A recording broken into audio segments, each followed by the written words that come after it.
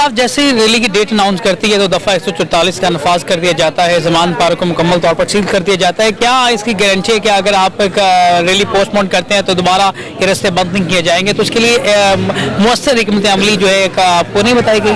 देखिए, पहली बात तो ये है कि ये इस मुल्क में कोई कानून नहीं है फिलहाल। इनका जो दिल चाहता है PSL हो रहा है, दफा 144 लग ही नहीं सकती। लेकिन दफा 144 सिर्फ पाकिस्तान तहरीक इंसाफ के लिए है।